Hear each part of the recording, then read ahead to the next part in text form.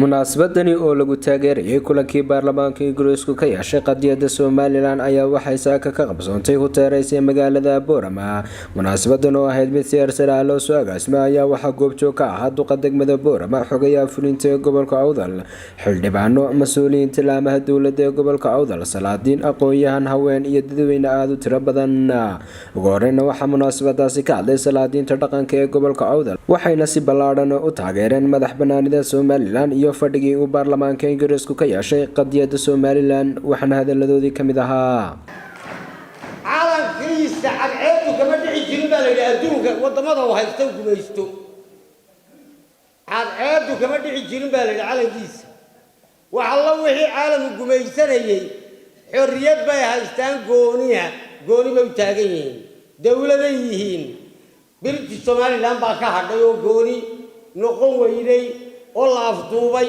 oo hoggaan lagu qaaday oo la geeyay halkaa imika madaxda koonfurta halkaa isku haystaan imika maaragtay qaraxyada ay ku xidhan yihiin sabadaha shubka ah xafiisyada la isu geli kari leeyahay ay gambadhada isku soo fadhiyaan musharaxiinta iyo madaxweyne Farmaajo iyo Rooble halkaa ay isku soo fadhiyaan gambadhada ayaa inta la jiiday xorriyaddeedii la dhex geeyay. sidaa awgeed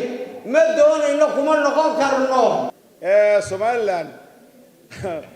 soddon sannadood de halgan baynu ku jirnaa halgankaan ku jirnaa waa qoos nabad baynu ku joognay nabad baan ku caalamaalay waxaan iibinaynaa waa nabad weeye waxaan lanagu aqoonsan leenahay waa nabadda ka jirta gobollada waqooyi waxaan leenahay Ingiriisku dee waddanka isagaa gumaysan jiray inuu noo aqoonsadana xaq bay u leedahay Somaliland inuu isagu ku dhawaaqana xaq baynu u leenahay aad baan soo dhaweynaynaa baarlamaanka Ingiriiska ee kalfadhiga ka yeeshay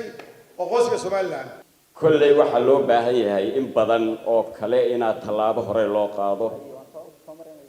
adduunkana waxaan ka codsanaynaa inay tallaabada ujeedada Somaliland iyo waxa la rabo inay adduunyada in badan oo kale ku dayato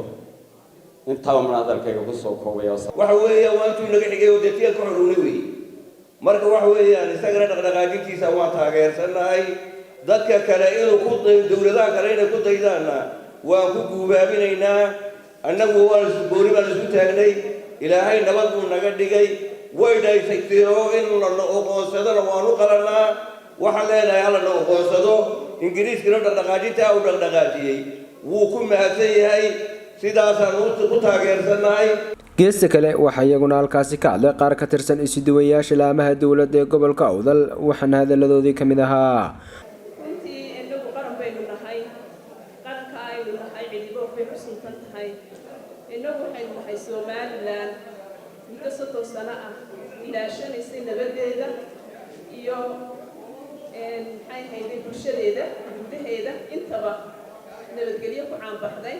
gaar ahaan Somaliland magaalada Boorama waa magaalada lagu aasaasay. waxaanu mahadnaq ballaaran u soo jeedinaynaa baarlamaanka Ingiriiska oo ka keenay mooshin qadiyada goon isku taaga Jamhuuriyadda Somaliland. runtii Ingiriisku waa wadankii maxaa ku dhahday marka hore Jamhuuriyadda Somaliland British Protectorate soo maamulayay inuu maanta taladii hore ee uu markii uu ka baxayay wadanka ee aynu xornimada ka qaadanaynay tala ayuu bixiyay ah in muddo Somaliland ay gooni ahaato. arrintaasi hore ayay noo sheegtay in uu maanta mar labaad xasuusto oo uu isagu ugu horeeyo dhammaan wadamada dunida inay isagu ugu horeeyo inuu mooshin ka keeno qadiyada Somaliland inay gooni isku taagto 100% waanu ugu mahadnaqaynaa.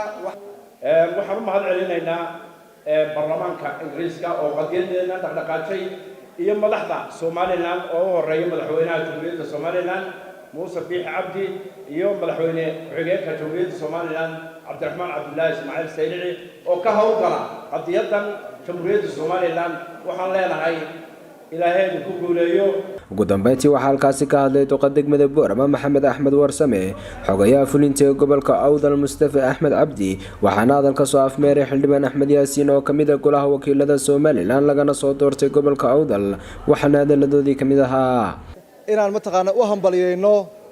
baarlamaanka dalka Ingiriiska runtii oo Somaliland u soo jeestay iyo mataqaanaa guud ahaan dawladda Ingiriiskaba oo go'aan ku qaatay insha Allah taala inay dawladda Somaliland tiraaf buuxda ay u raadiyaan oo adduunka kalena mataqaanaa uga raadiyaan waxaan rajaynaynaa insha Allah taala inuu dawladda Ingiriisku noqoto dawladdii ugu horeysay ee ictiraafta dawladda Somaliland insha Allah taala waad mahadsantihiin oo soo abaabulay inay taageero u muujiyaan kulankii maalintii dhaweyd ka dhacay baarlamaanka Ingiriiska taasi oo qadiyadda Somaliland lagaga doodayay waxaynu u taagannahay inaynu bogaadino arrintaasi oo arrin ku dayasho mudan oo wadamada kale ee dunida ku yaal ama caalamkuna ay muhiim tahay inay ku daydaan waayo Somaliland muddo 30 sano ah oo ay jirtay waxay ku naaloonaysay nabad dimuqraadiyad iyo horumar taasi oo ay ka soo shaqeeyeen aabayaasheen oo ay buddig iyagu u ahaayeen taa marka laga yimaado waxaynu soo gaadhnay inaynu doorashooyin fara badan qabsanno in si dimuqraadiyad dalka la iskugu wareejiyo in doorashadii isku sidkaneed ee imika dhacday dal xorriyad leh oo xorriyatul qowl leh oo dimuqraadiya oo ciidan leh oo lacag leh oo horumar intaa leeg sameynaya iyadoon dunida aqoonsanayn taasi waa ta keentay in indhaha caalamku ay soo eegaan Somaliland maantana laga doodo in la aqoonsado Somaliland waxaan rajaynaynaa in inaguna aynu goobjoog u noqono Somaliland oo la aqoonsaday oo ka mid ah wadamada caalamka maanta waa maalin weyn waa maalin aynu taageeradeeda halkan u fadhino xuska iyo qadiyadeena aqoonsiga oo la geeyay baarlamaanka Ingiriiska oo uu geeyay Gavin Williamson oo nu leenahay waad mahadsan tahay mudane waad mahadsan tahay isaga iyo xildhibaanada kale ee qadiyadeena ka dooday runtii waxaan aaminsanahay inay dhowdahay maalintii layna aqoonsan lahaa ee calankeenu iyo magaceenuba caalamka aynu ku biiri lahayn inay dhowdahay ayaanu aaminsanahay Sikriya Cabdi Shafaar Sikriya Saxani telefishinka madaxa bannaan ee Ray TV magaalada Boorama